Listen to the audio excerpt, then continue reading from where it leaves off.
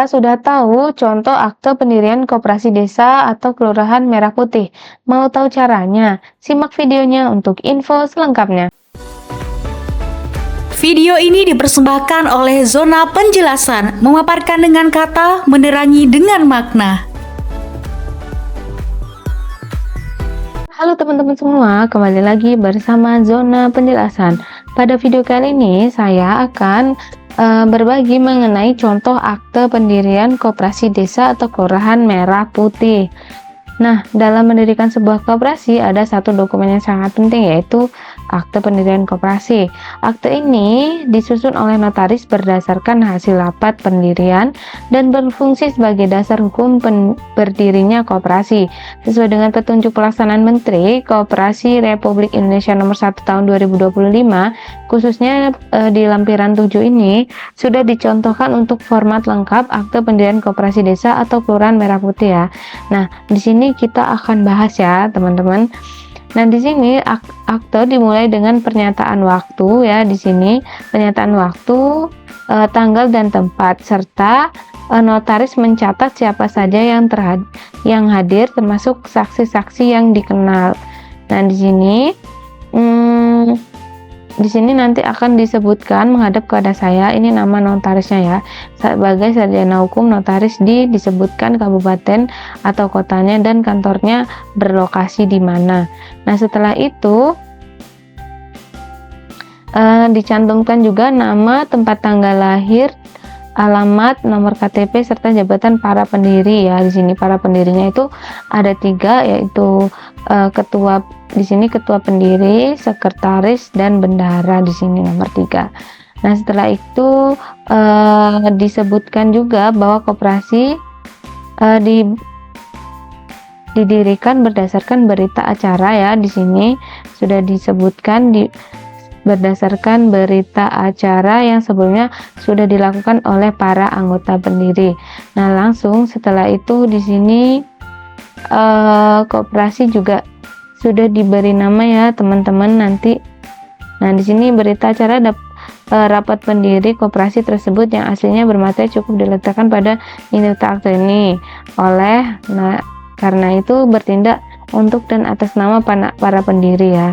Nah, setelah itu di sini ada juga para penghadap saya notaris dikenal. Para penghadap bertindak sebagaimana tersebut di atas. Dengan ini menerangkan bahwa dengan tidak mengurangi izin dari pihak yang berwenang telah sepakat dan setuju untuk bersama-sama mendirikan suatu koperasi dengan anggaran, di sini disebutkan ya, anggaran dasar sebagaimana termuat dalam akte pendirian. Untuk selanjutnya cukup singkat dengan anggaran dasar sebagai berikut. Nah, di sini untuk akte pendirian ini ada beberapa bab ya, teman-teman. Nah, untuk bab 1 ini tentang pendirian itu meliputi nama dan tempat kedudukan. Ada di pasal 1 untuk nama dan tempat kedudukan.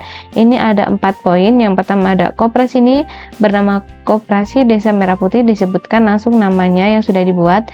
Nah, dan untuk selanjutnya dalam anggaran dasar ini disebut koperasi, ini juga disebutkan. Lalu poin kedua, koperasi ini berkedudukan di alamat. Nah, di sini disebutkan untuk alamat lengkapnya ya, sampai dengan provinsi juga. Setelah itu koperasi memiliki wilayah keanggotaan, ini disebutkan untuk wilayahnya, atau koperasi dapat mendirikan serta membuka tempat pelayanan. Nah, untuk yang pasal kedua ini adalah isinya jangka waktu berdiri. Nah, di pasal 2 ini ada 2 ya, ada koperasi didirikan untuk jangka waktu disebutkan, dan koperasi dapat mengajukan perpanjangan jangka waktu disebutkan, lalu berdirinya sesuai dengan ketentuan perundang-undangan.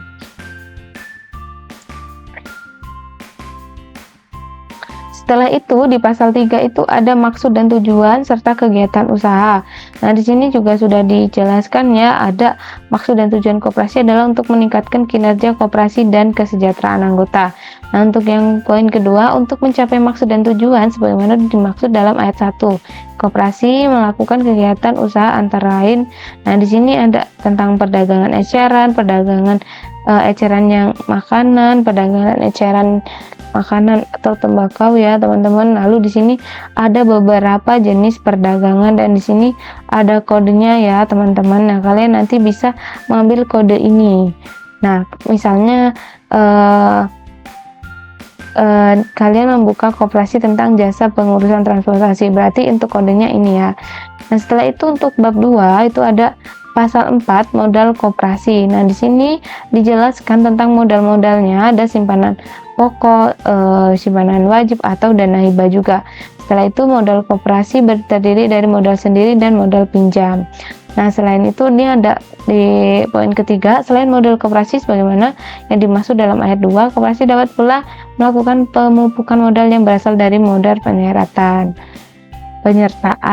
Nah, setelah itu ada bab 3 ya. Bab 3 ini ada pasal 5 tentang keanggotaan.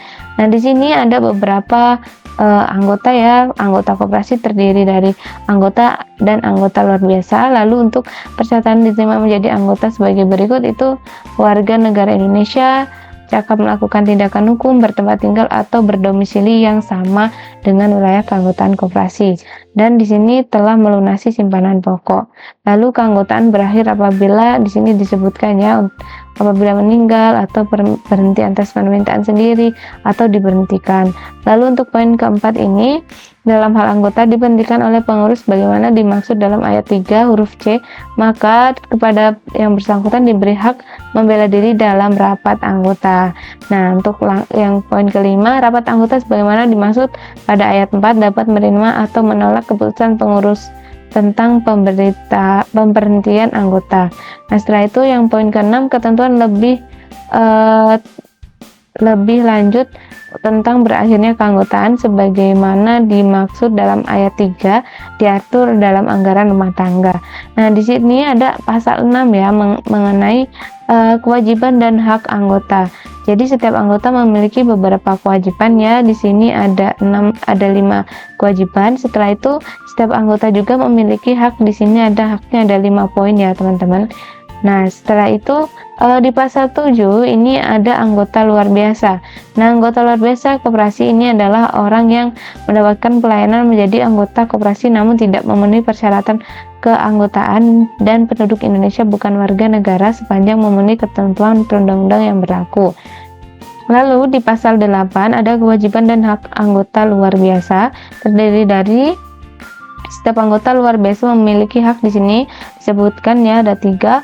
Setiap anggota luar biasa memiliki kewajiban membayar simpanan pokok dan simpanan wajib sesuai dengan ketentuan rapat anggota. Lalu untuk bab selanjutnya adalah bab 4.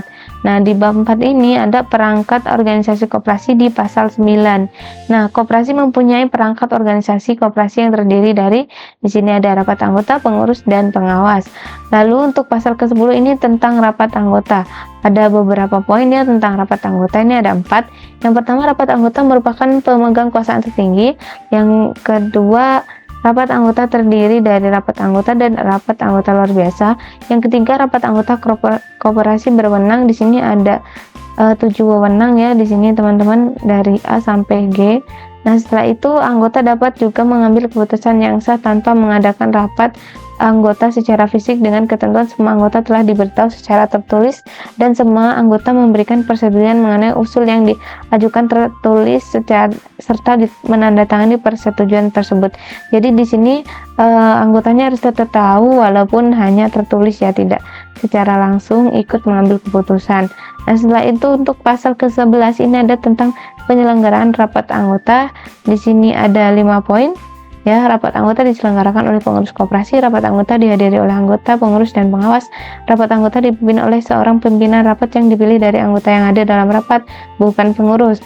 Undangan rapat paling sedikit memuat hari, tanggal, waktu, tempat acara, tata tertib, dan bahan rapat yang harus disampaikan kepada anggota paling lambat 14 hari sebelum tanggal pelaksanaan rapat anggota. Lalu yang kelima, dalam hal mengurus tidak menyelenggarakan rapat anggota, maka pengawas atau anggota yang mewakili paling sedikit 1/5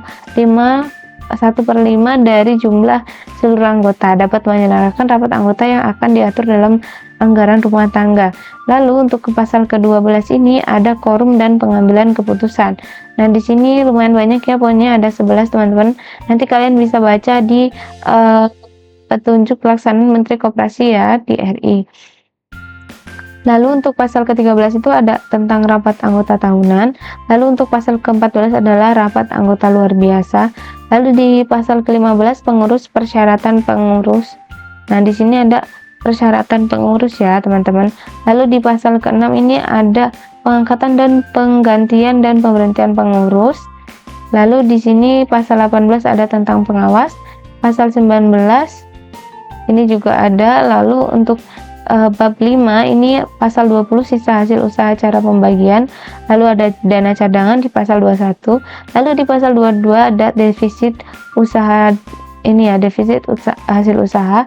Lalu untuk bab 6 pengelolaan organisasi dan usaha ada pasal 23. Lalu di sini bab 7 perubahan anggaran dasar, penggabungan dan peleburan pasal 24.